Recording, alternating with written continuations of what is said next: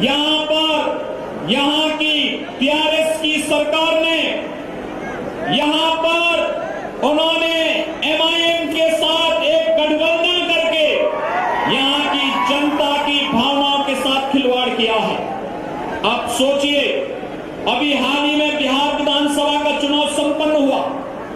भाइयों बहनों, बिहार विधानसभा का चुनाव संपन्न हुआ, जनादेश भारतीय जनता पार्टी गठबंधन को प्राप्त हुआ। श्री नीतीश कुमार जी वहां पर फिर से मुख्यमंत्री बने, एमआईएम का एक विधायक बना, लेकिन उन्होंने जब संविधान की शपथ लेने की बात आई तो उन्होंने हिंदुस्तान बोलने से इनकार कर दिया। हिंदुस्तान के नाम पे शपथ नहीं ली। हिंदुस्तान में रहेंगे, हिंदुस्तान का खाएंगे, लेकिन जब संविधान की शपथ हिंदुस्तान के नाम पे लेने की बात आएगी तो हिंदुस्तान नाम बोलने में संकोच करेंगे। ये एमआईएम की असलियत को बताने का कार्य करता है।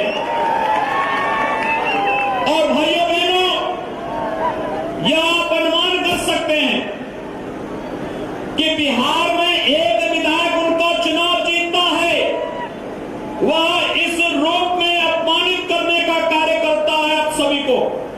लेकिन यहां पर तो उनके द्वारा सत्ता को जकड़ने का जो प्रयास हो रहा है, जिस प्रकार की धमकियां दी जाती हैं, क्या ये स्वीकार्य होनी चाहिए?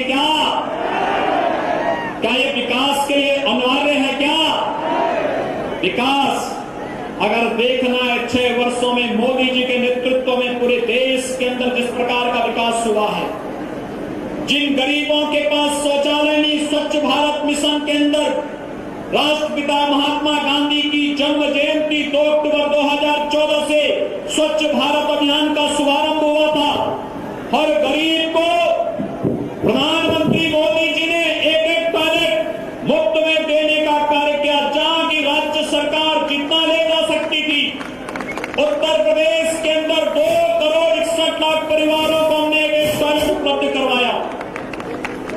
पूरे देश के अंदर 10 करोड़ लोगों को इस सुविधा का लाभ प्राप्त हुआ। 3 करोड़ गरीबों को देश के अंदर प्रधानमंत्री आवास योजना का लाभ दिया गया। 4 करोड़ गरीबों को सौभाग्य योजना के अंदर फ्री में इलेक्ट्रिसिटी का लाभ दिया गया। प्रधानमंत्री उज्ज्वला योजना में पूरे देश के अंदर 8 पूरे देश के अंदर एलपीजी सिलेंडर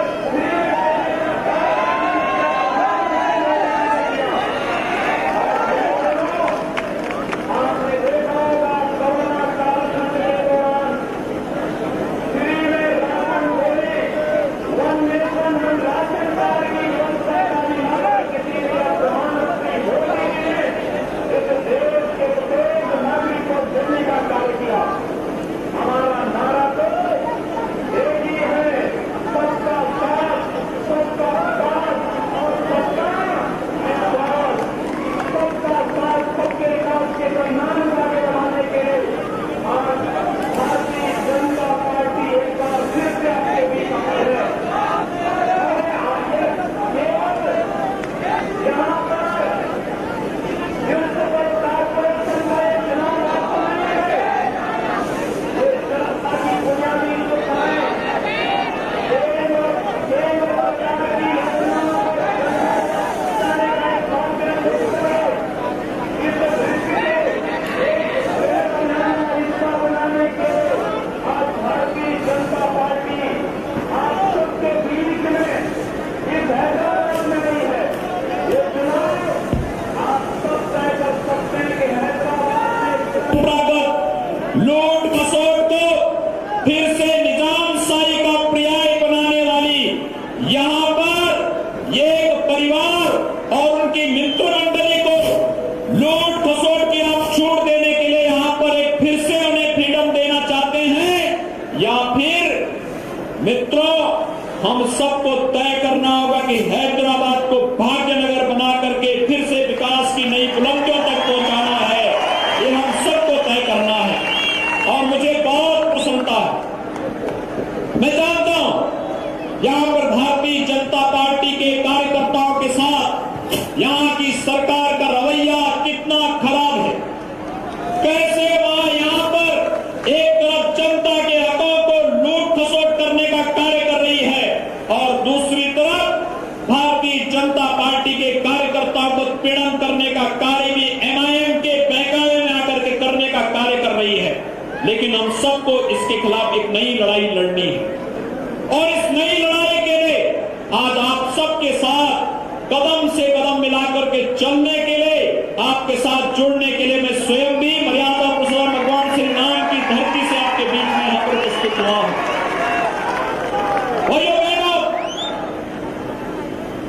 लोग मुझसे पूछ रहे थे क्या हैदराबाद भाग्यनगर हो सकता है? मैंने कहा क्यों नहीं।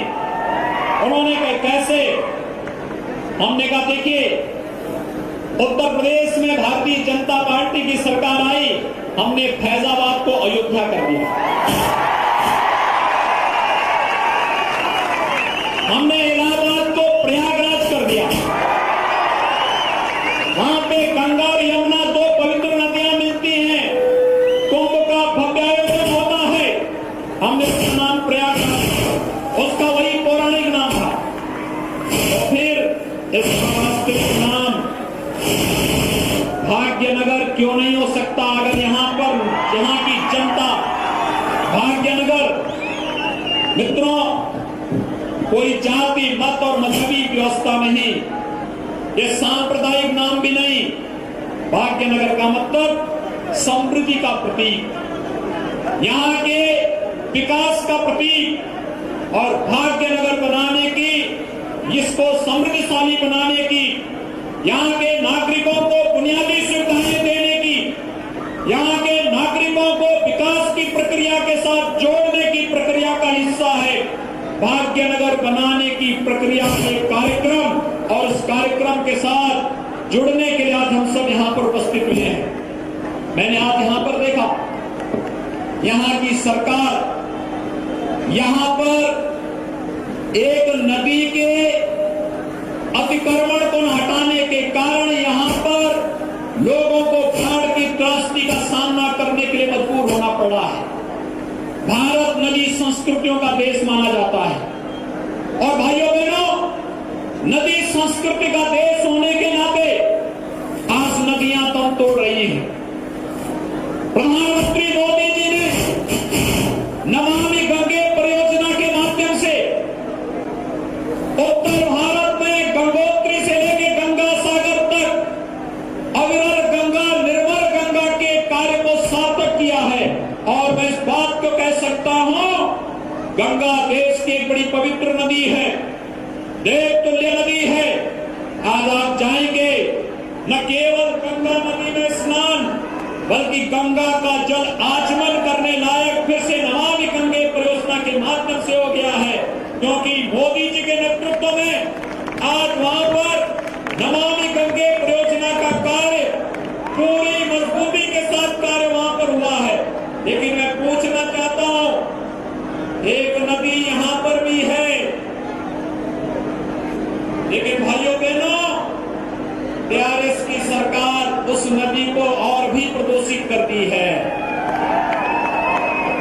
उस नदी की अविरलता और निर्मलता इसलिए नहीं बन सकती क्योंकि MIM से जुड़े हुए लोगों ने वहां पर अवैध कब्जे करके यहाँ के नागरिकों को बाढ़ से पूरी तरह डुबोने की साजिश का हिस्सा बना करके कब्जा किया है।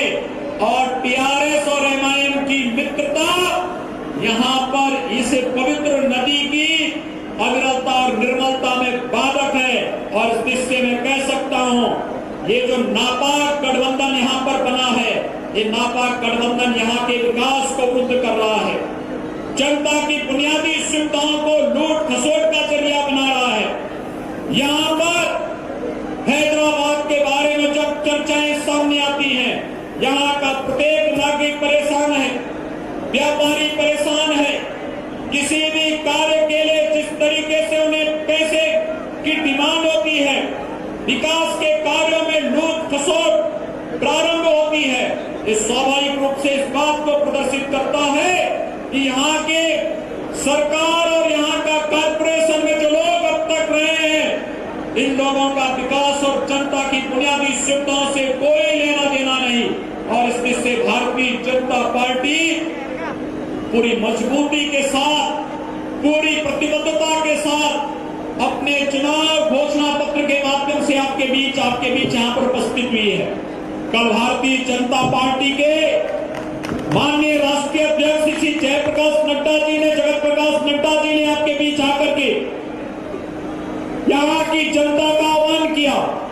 और कल देश के यशस्वी गृह मंत्री जी स्वयं यहाँ पर पधार करके एक बार फिर से आप सबका आह्वान करना चाहते हैं। और भाइयों बहनों, मैं भी अयोध्या का संदेश और उत्तर प्रदेश का संदेश लेकर के आज आपके बीच में यहाँ पर उपस्थित हुआ हूं। मैं आप सबका आह्वान करूंगा, हमें एक भ्रष्टाचार मुक्त व्यवस्था के लिए, एक पारदर्शी और सुस्थतापूर्ण विकास के लिए एक अच्छा ग्रेटर हैदराबाद म्युनिसिपल कॉर्पोरेशन के गठन के लिए भारतीय जनता पार्टी को यहां पर भारी बहुमत से विजयी बनाने के लिए हमें आगे आना होगा। और भाइयों बहनों, इस अभियान में आप सबका मैं आह्वान करूंगा। विजय संकल्प भारतीय जनता पार्टी का है और जो उत्साह यहाँ के यूथ में दिखाई दे रहा है, यहाँ के नौजवानों में दिखाई दे रहा है, यहाँ की बहनों में दिखाई दे रहा है, यहाँ के समाज के प्रत्येक तबके में दिखाई दे रहा है, ये उत्साह इस बात को प्रदर्शित करता है कि अब बहुत दिनों तक निजाम शाही के पिछलकू बने हुए लोग अब हैदराबाद में आगे चल नहीं पाएंगे। अब यहाँ पर भाग्य नगर के निर्माण के कार्यक्रम को आगे बढ़ाने के लिए हम सब मिलकर के आगे बढ़ेंगे और भारतीय जनता पार्टी यहाँ के इस भाग्य के निर्माण के लिए आज आपके बीच में आई है। आप सबसे मेरी अपील है, भारतीय जनता पार्टी के चुनाव चिन्ह कमल का फूल, भारतीय जनता पार्टी का चुनाव का चिन्ह क्या है?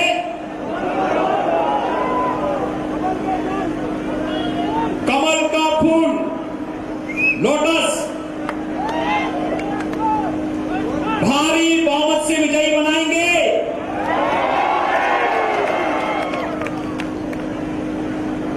मैं सचमुच आपने जो उत्साह दिखाया है, इस उत्साह के लिए आप सबका आभारी हूं और मैं आप सबका आह्वान करूंगा। कोविड-19 के खतरों को देखते हुए अयोध्या में जब 5 अगस्त को प्रधानमंत्री मोदी जी ने शिलान्यास का कार्यक्रम संपन्न किया था, तब मेरी हार्दिक इच्छा थी, मैं पिछली बार माननीय मुरलीधर राव जी के साथ उनके पैतृक गांव में गया था और वहां पर मैंने देखा था कि मर्यादा पुरुषोत्तम भगवान श्री राम ने दंडकारण्य में किस प्रकार का जीवन व्यतीत किया था। और मेरी हार्दिक इच्छा थी कि उस समय मैं हैदराबाद से भी बड़ी संख्या में राम भक्तों को अयोध्या में आमंत्रित करूं। और मैं आप सबका आह्वान करूंगा, जब 3 वर्ष के बाद अयोध्या में भगवान राम का भव्य मंदिर का निर्माण होगा, हम कोरोना पर भी विजय प्राप्त करेंगे और अयोध्या में भगवान राम के भव्य मंदिर के निर्माण के माध्यम से भारत की आस्था का सम्मान करते हुए राम राज्य की स्थापना के संकल्प को पूरा करेंगे। जो देश के अंदर प्रधानमंत्री मोदी जी का मंत्र है, सबका साथ, सबका विकास, और सबका साथ और सबका विकास का मार्ग प्रशस्त होता है ये म्युनिसिपल कॉर्पोरेशन से। भाइयों बहनों, म्युनिसिपल कॉर्पोरेशन में अच्छा प्रशासन दीजिए, भारतीय जनता पार्टी के हवाले करिए और विकास तो दिल्ली के माध्यम से सीधे आपके द्वार तक पहुंचाने का कार्य मोदी जी स्वयं कर देंगे।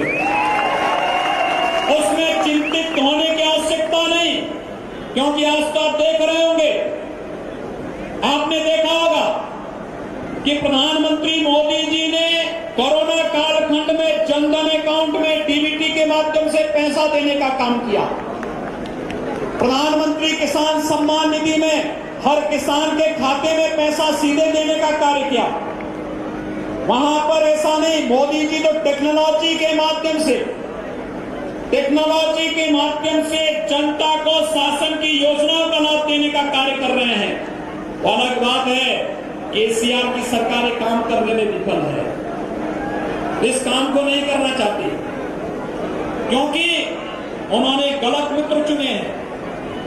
MIM को साथ लेकर के उनके द्वारा यहां की जनता को लूटने का जो कार्य हो रहा है, ये नहीं हो पाएगा। बशर्ते ग्रेटर हैदराबाद म्युनिसिपल कॉर्पोरेशन में भारतीय जनता पार्टी का प्रशासन आता है और दिल्ली से प्रधानमंत्री मोदी जी के नेतृत्व में भारतीय जनता पार्टी की सरकार ये पैसा DBT के माध्यम से गरीबों के खाते में, चाहे वह आवास योजना का पैसा होगा,